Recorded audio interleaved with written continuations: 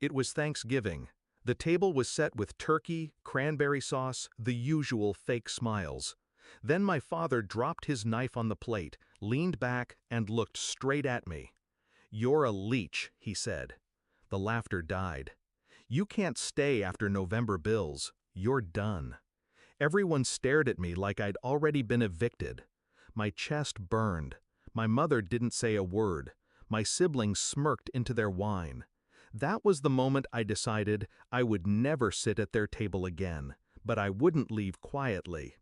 When I lost my job, I went home thinking family would mean safety. My father told me not to worry. "We'll get you back on your feet," he said.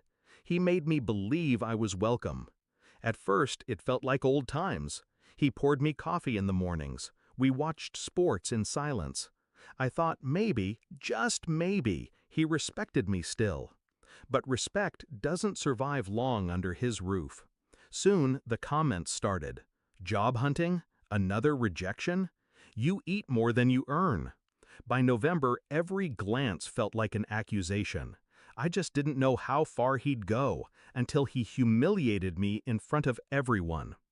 I didn't argue. I didn't beg. I swallowed the rage and kept my face calm. I said thank you for dinner, like nothing had happened. But that night, while they slept, I began. I packed my clothes into 2 bags. I wiped my laptop clean. I deleted every trace of myself from their Wi-Fi, their Netflix, their accounts. And then I went further. The bills.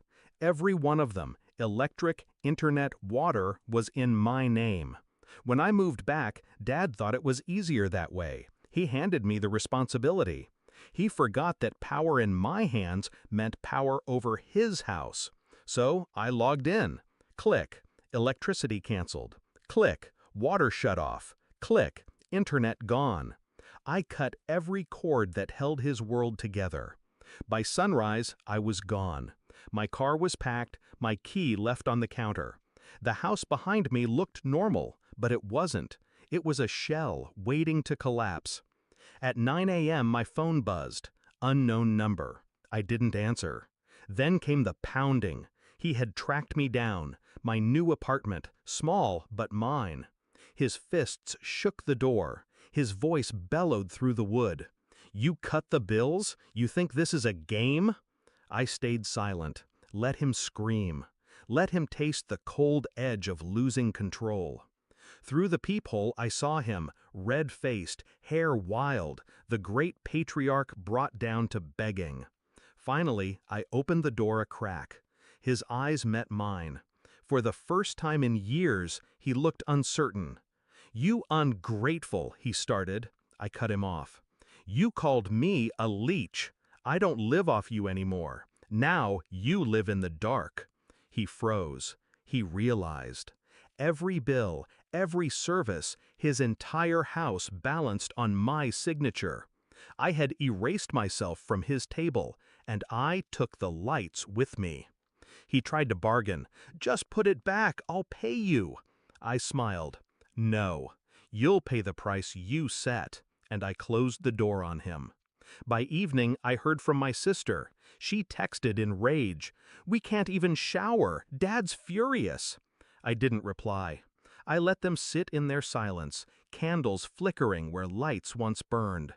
I pictured them eating cold leftovers, choking on their pride. Meanwhile, in my apartment, I cooked dinner in peace. The lights glowed bright. The Wi-Fi hummed. Freedom tasted like warmth, like control, like justice. I used to think family loyalty was unbreakable, that no matter how cruel, blood demanded forgiveness.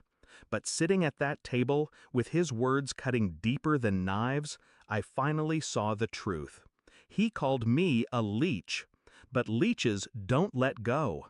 I did, and I took everything I gave him with me. Now when I think of Thanksgiving, I don't remember the food. I remember the sound of his fists on my door, his voice cracking, his empire of arrogance collapsing without me. And I don't feel guilt. I feel free.